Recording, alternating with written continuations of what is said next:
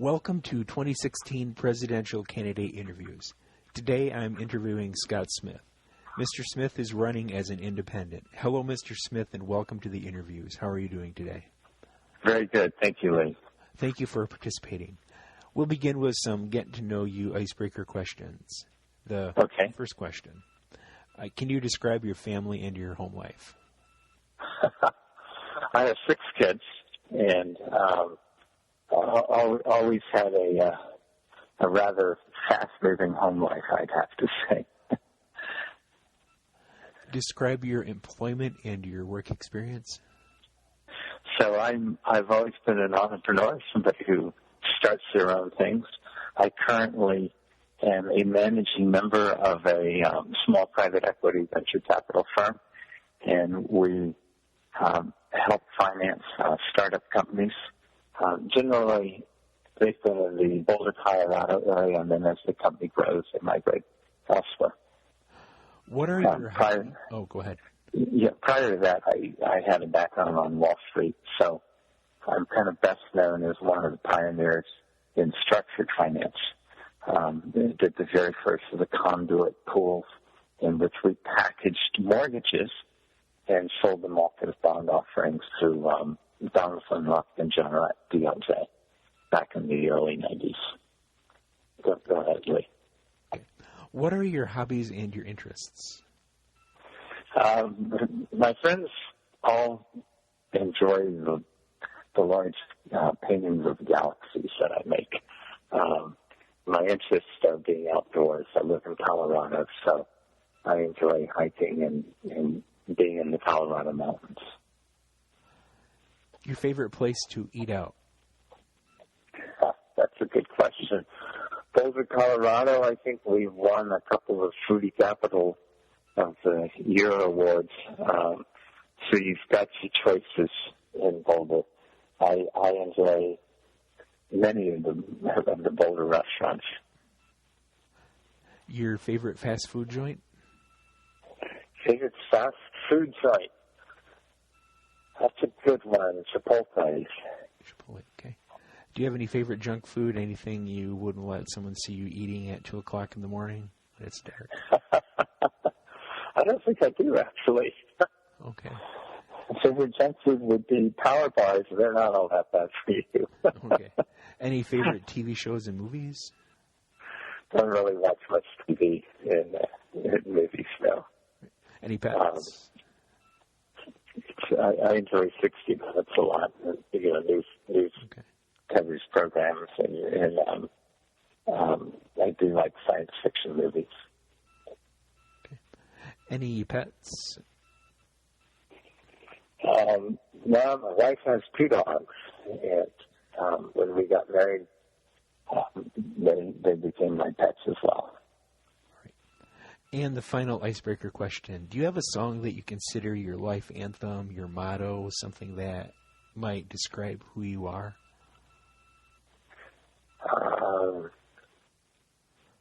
Not that would describe who I am. I do, I like Janis Joplin a lot.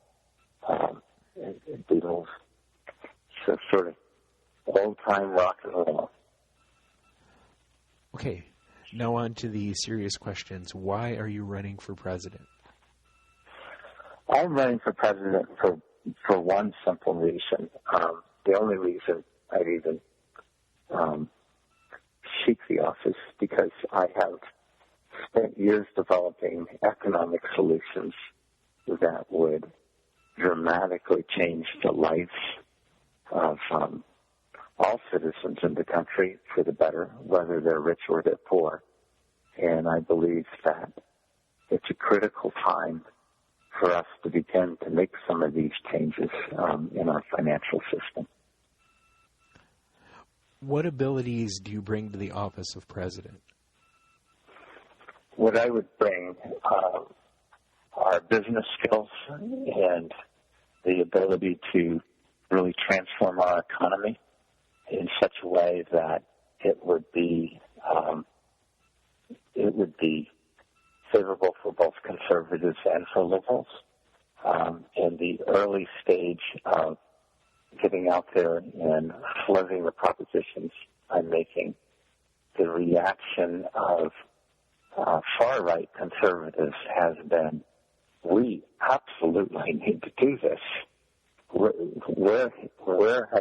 from. And the reaction of far left liberals has been equally supportive, saying, why aren't we doing this? This would change everything.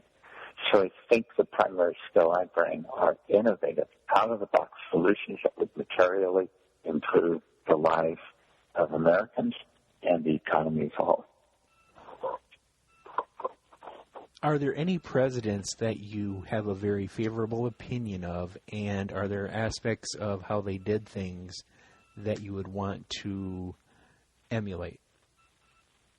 I think Abraham Lincoln has always been one of my heroes. I think that he was a far-sighted person, understood paradigm shift in the critical stage the nation was evolving through. And I think he kept at it under the toughest of circumstances. I've found in my life I've always been involved in things that are very challenging, in which there is a period of time in which only you and maybe a small group of people believe in what you're doing, and you eventually stick it through, go all the way through with it, stick it out, and you get to the stage that others begin to recognize it, and you've created a paradigm shift.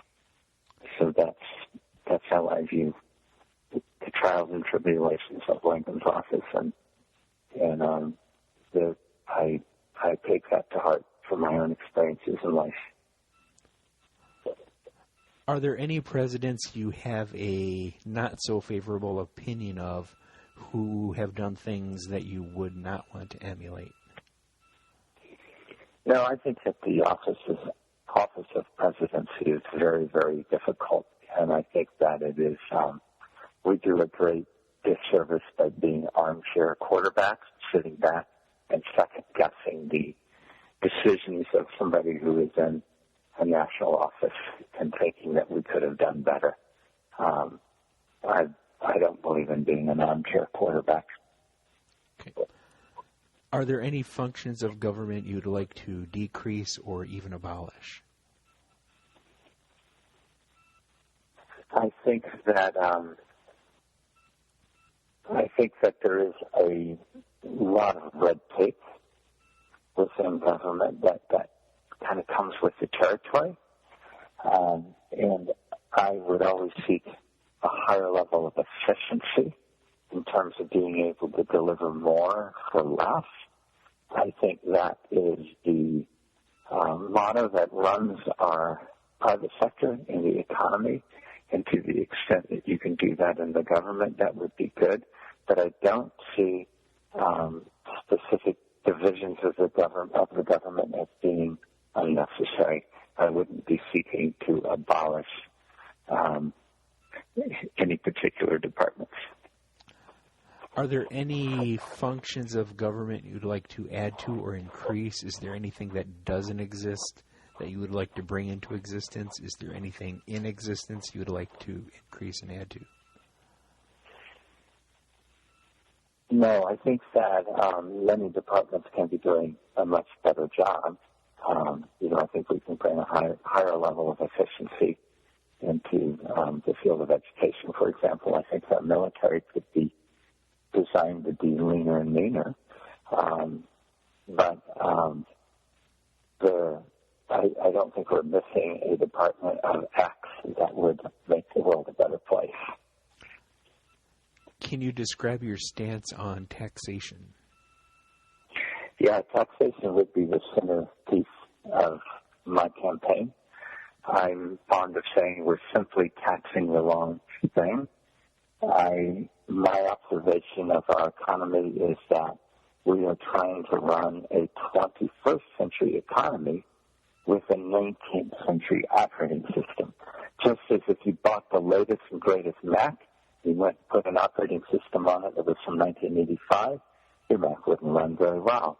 Upgrading the hardware on it wouldn't do any good. It's the operating system that would be the problem.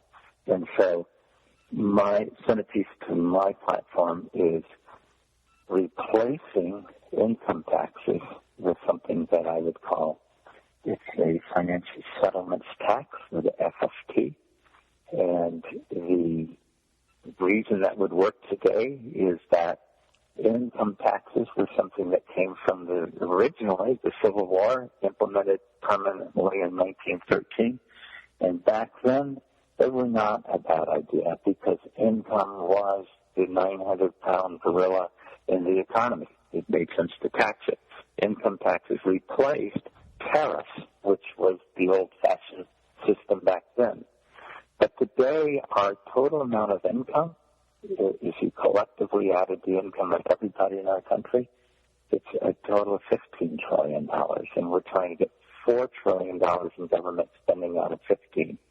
What we're ignoring, what we're not taxing, that we should be taxing, is the flow of money in the economy, financial settlements, which total $4,500 trillion.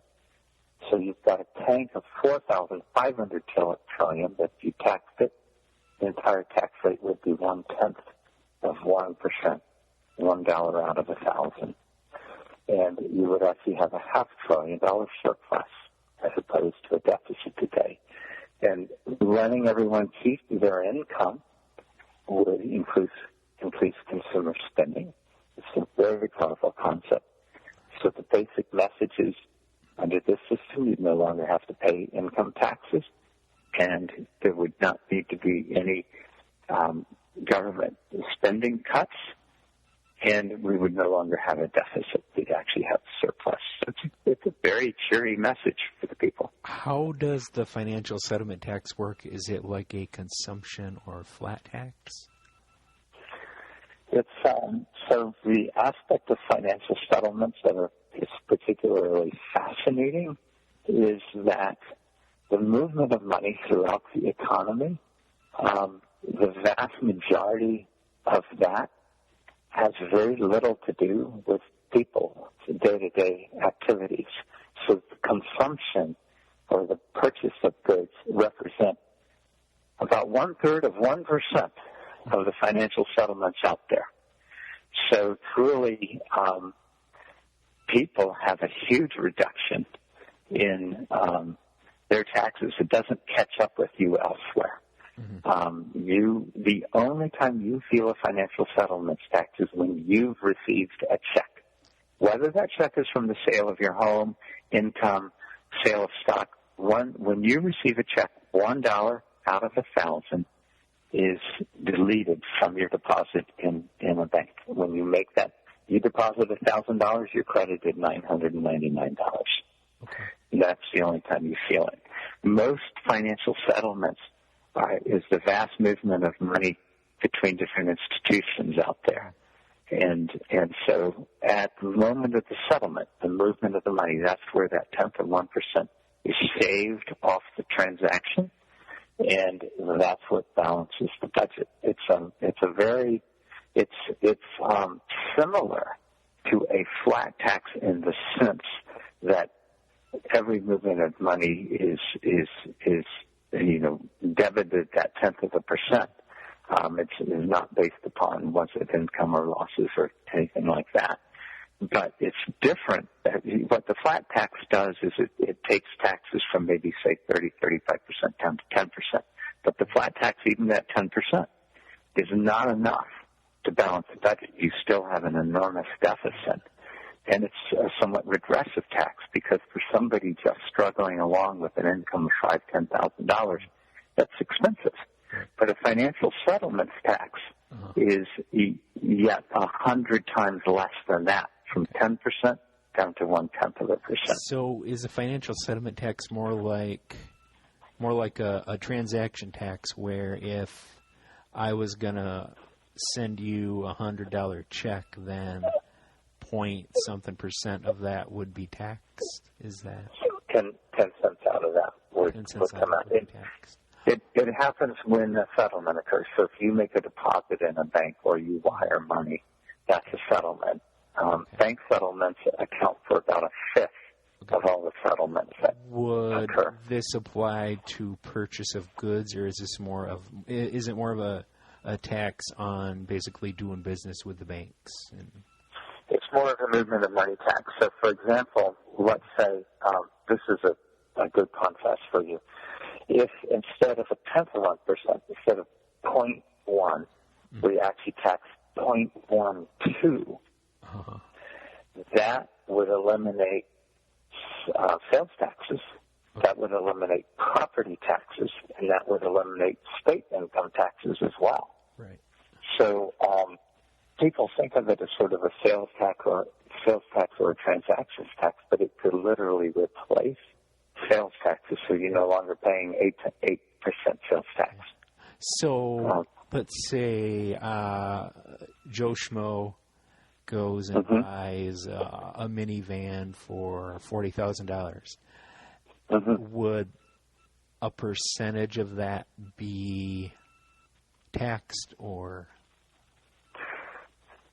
Not from Joe, Okay. but when the dealership Uh-huh. received the money, $40 would come out, except that in that instance, it's just financing it. Okay. And the deal, it's only what the recipient actually receives. So if the dealership financed it, they don't actually. It's as they deposit money that they receive that they would get that 0.1% off. Okay. It's not from Mars concept, but it's a very different concept set. It's not like a sales tax in that regard. What people don't realize is that our income collectively totals $15 trillion. 15 out of 4,500 trillion is a tiny fraction. Gross domestic production in our nation is roughly $15 trillion. 15 trillion, again, 15 out of 4,500 is a tiny percentage. That day-to-day economy that we exist in, which I call the material economy, is vastly smaller and different than the monetary economy, which is what you'll read about in the Wall Street Journal. Right. And so the fair share that people and that the day-to-day economy has to pay is a very tiny fraction of what it pays today. Right. So you're taxing more this monetary economy that exists out there that dwarfs the material economy you live in. So your fair share of taxes, when you begin to look at things like that, if you're earning $100,000 a year, your fair share of taxes is only $100, and yet that gives the government a surplus. That's why conservatives like it so much. The reason liberals like it is because you're saying, actually, at 10 to 1%, we have a surplus. We don't need to worry about cutting social programs. Under this plan, you'd have $500 billion extra to spend. Kind of a phenomenal way of looking at things. All right. I deviated a bit from the general format for the interview, but I thought I wanted to probe you a little more on this and get the details out. Feel free to do that. Okay. The next question. Describe your stance on the abortion pro-choice issue. So the way I look at that is you can't legislate morality. I'm a Christian. I live my life on a faith-based system. And I believe that what we have to seek are metrics that we can all agree upon. And they are there. And they would make a material change. And those metrics are, rather than being in a fight over should we have abortion or not, it's a reality. The Supreme Court has backed that up. So what can we do that's the best thing we can do? How can we put programs out there so we reduce the number of unwanted pregnancies? What would it be like in our nation if we cut that fivefold? That would be an enormous success. And when you do have an unwanted pregnancy, what programs can we put out there that would encourage a greater percentage of women to go to term and maybe give the baby up for adoption? If you shift that metric, that's a great success. And if you also change the environment such that a woman who might have an unwanted pregnancy decides not to give it up for adoption but go ahead and raise the child because the right environment is there, again, you've provided a tremendous success. I always look at it sort of, let's say, it's a scorecard under the eyes of God, for example. If you're able to say, look, I cut these pregnancies by this much. These many children were born and adopted instead of aborted. You've made a measure of success, but you cannot go out there and pass laws that just simply say no abortions. That's just not going to happen in our country. So we need to move beyond that and say, well, what can we do to make the best of the situation? That's my position. Okay. What role should our military play in the world? I think that there's a reality that the United States is very often, its military might is dependent upon by other countries or by people within countries that do need that help. There's no other advocate for them. I think that we've learned I would hope we have learned some tremendous lessons in terms of occupying a nation. I think the Vietnam War, for example, taught us that was not a success. That wasn't something you want to get into a protracted type of conflict like that. I think that President Bush was very surprised at how protracted that conflict became with Iraq and Afghanistan. Occupying a nation is not an easy thing to do. I think we have to be a little more clear as to where our nation's will is and where are we needed to actually help people. And we keep that in mind, we'll make better decisions. But it is a challenging world out there, and our military might is critical. We need to keep a very strong military, but we also have to pick our battles very carefully. How would you handle immigration and border security? I think immigration, one thing you don't want to forget is our nation was founded upon immigration. I mean, almost every one of us in that debate, we're not Native Americans. We are either immigrants or we are descendants from immigrants. We've got to remember that. Having said that, I think immigration does need to be an orderly, lawful process. I think that we do need to spend more money on the borders and more money on security.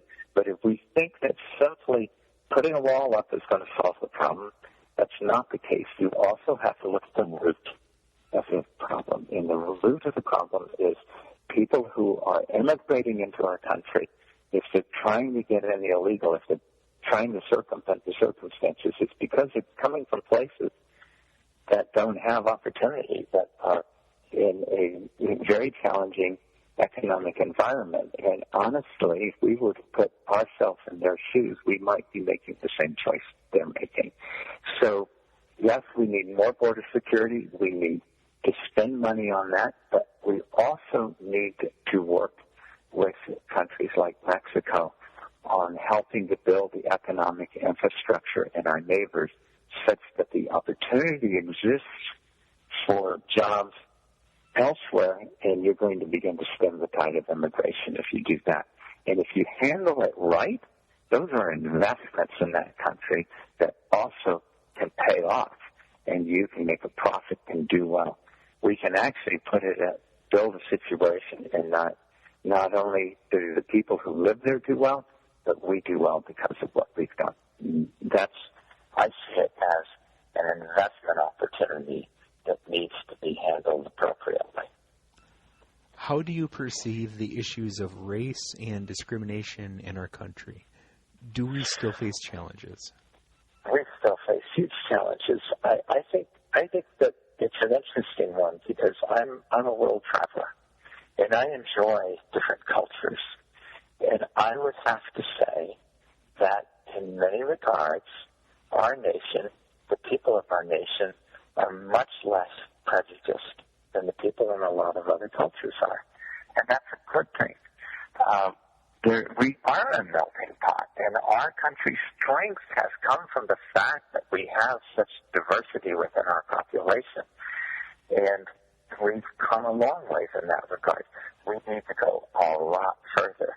But because we are further down the road than I think a lot of nations are, and we do have that diversity within our population, I don't think it is a huge leap for people to begin to realize that we are all brothers and sisters. We need to appreciate the different cultures, and we need to take very proactive steps in terms of race relations. I don't see it as much as race relations, black versus white in our nation, as much as I see it as an issue that there are geographic zones, there are areas in areas of poverty. And in those areas of poverty, you grow up in that area, you're truly disadvantaged. You don't have the opportunities. And anyone's going to be frustrated in that situation. Our job is to bring opportunities in those areas and begin to release the frustration by doing that. Okay. What role should the federal government play in health care? That's a challenging one. I don't think anyone's nailed that one down right. I do note that that part of the challenge that's not being addressed is if you look at the role of insurance today, you're putting, for every dollar you put into your insurance policy, you, by definition, are not getting a dollar's worth of health care. So we've shifted the true role of insurance, which is everybody puts a dollar in, and it takes care of that possible catastrophic $50, $100 event to 1 in 1,000 people. And that's what insurance means. You're insuring against a catastrophic risk. What we've done that is a mistake is that we look at it as insurance paying for all of our health care. By definition, you have to put more money into that system than you're going to get out of it because there's administrative cost and there's profit on top of it. So I would advocate that we instead pass legislation that would promote providers, healthcare providers, doctors and hospitals, and banding together into their own groups. And this is being done in some places in Texas and Florida, and I'm modeling after this. And rather than paying a monthly fee into an insurance company, what you're doing is buying into a provider group, and that provider group administers the health care internally, and you're getting rid of a layer of overhead that is costing us dearly right now. What is interesting is if you were to move towards that type of a model, the cost of health care on a per capita basis, when combined with a financial settlements tax, if we were to have a financial settlements tax of 0.2%, $2 out of every 1,000, not only would you not have any more income tax, no more capital gains tax, no Social Security tax, no Medicaid tax, no property taxes, no state income taxes, and no sales taxes, you could also afford to pay for everybody's health care under that plan.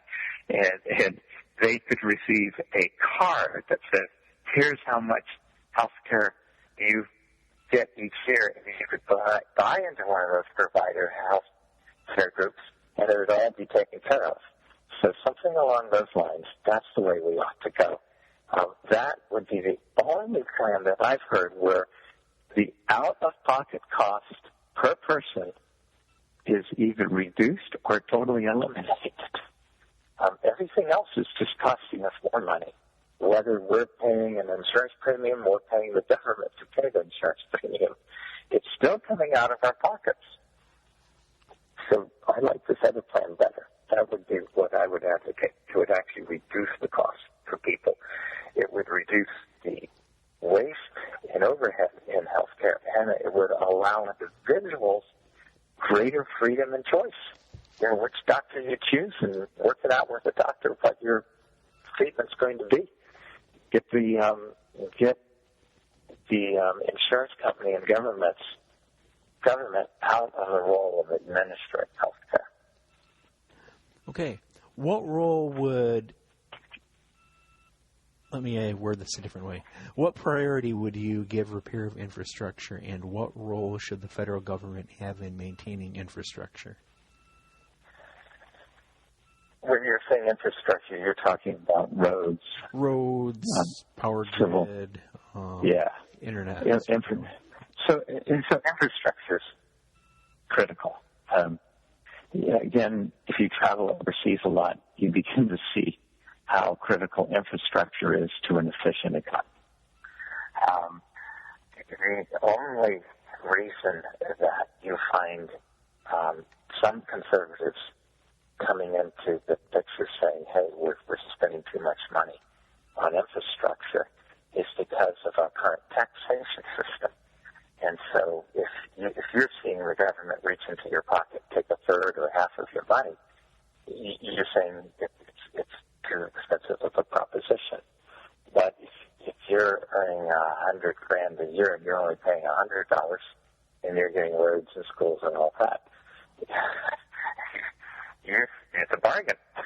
And so when you change the financial system so that the government is a bargain, people are going to be delighted that we're spending a little more money on infrastructure, roads, and power grids.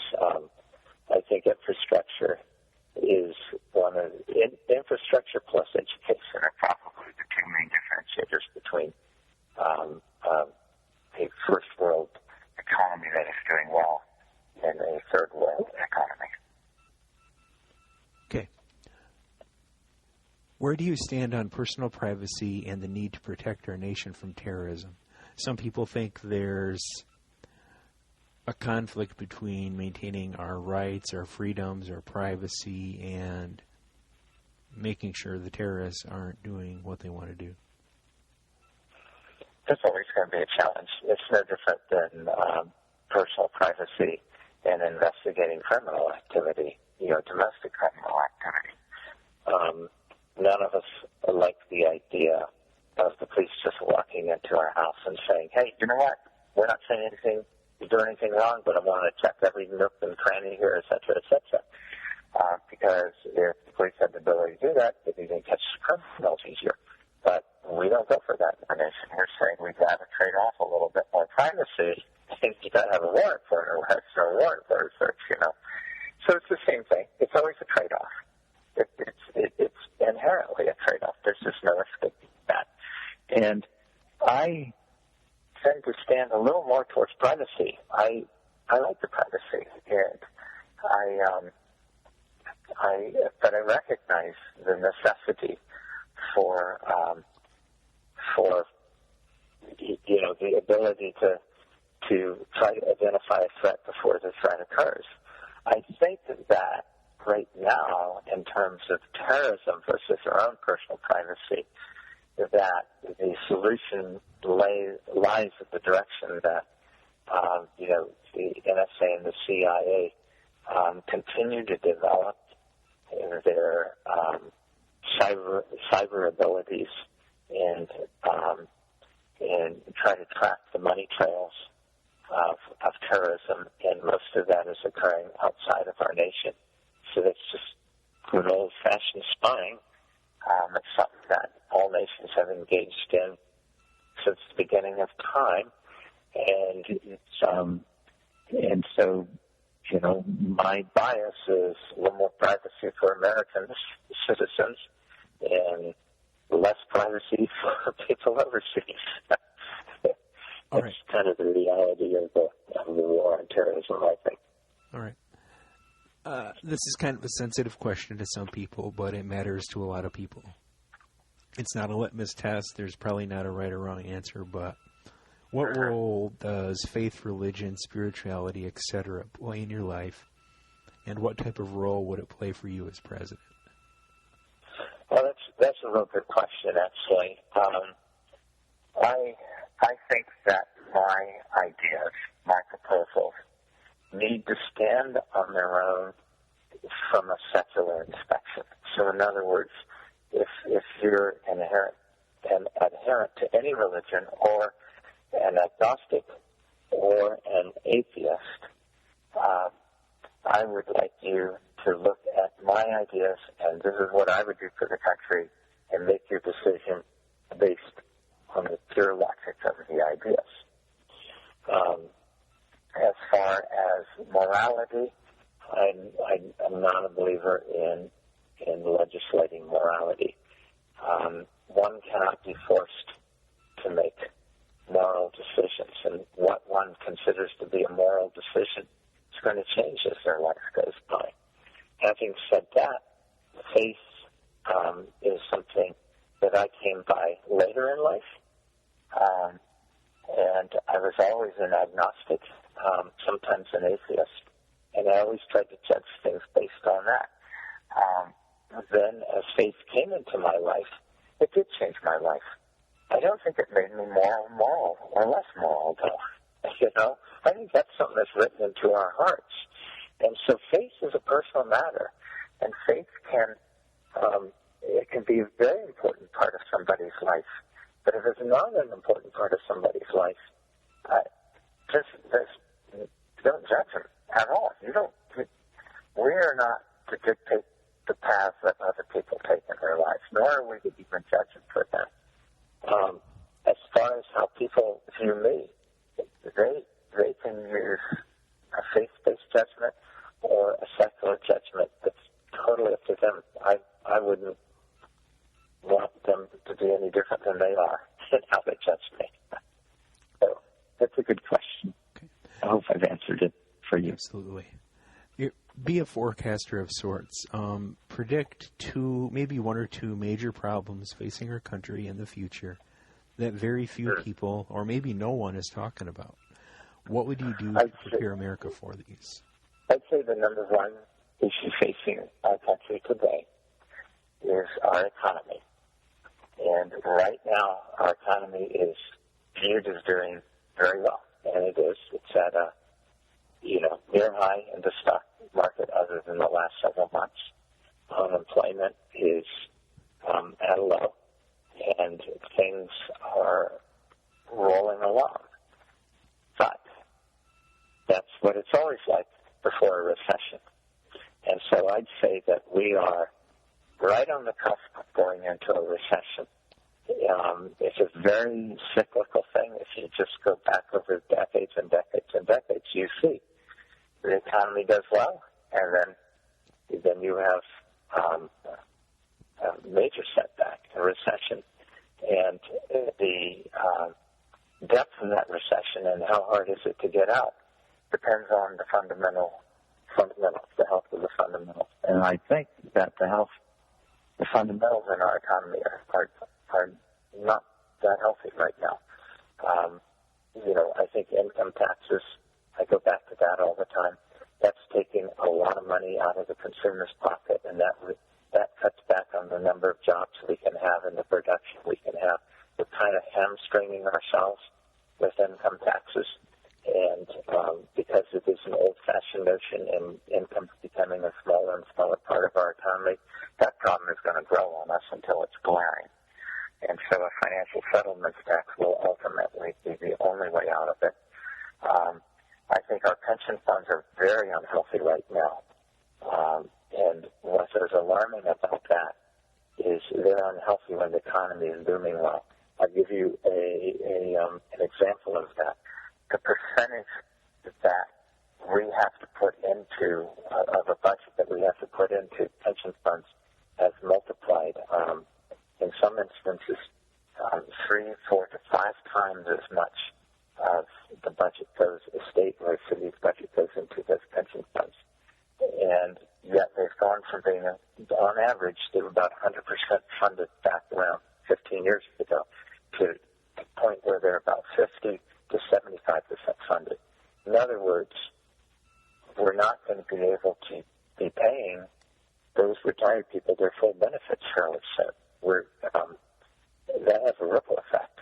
And if our economy does slide down, the pension funds that are not that healthy in enough economy are going to be in a disastrous situation in a down economy. The ripple effect of that will be huge. There's a lot of fundamental indicators out there that if our economy slides down, we're going to be entering into a new era of challenge. So I think that's our number one problem as a nation. Okay. Everybody has strengths and everybody has weaknesses. Everybody has things they're good at, things they're not so good at. What are some of the things you're not so good at your weaknesses, and what would you do to compensate for those?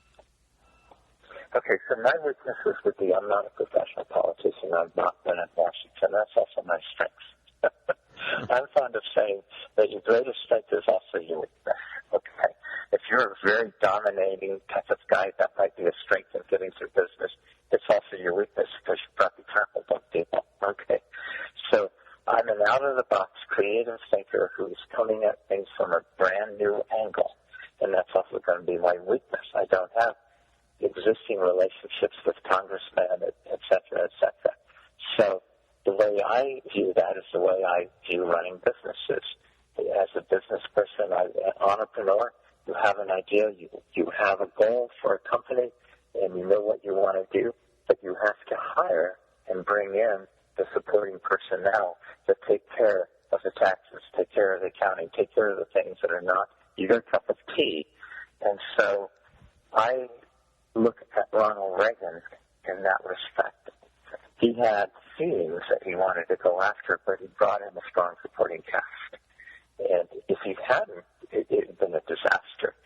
So I will need a strong logistics supporting staff that is operationally oriented in order to take what are theoretical, nice ideas and turn them into real solid solutions that matter.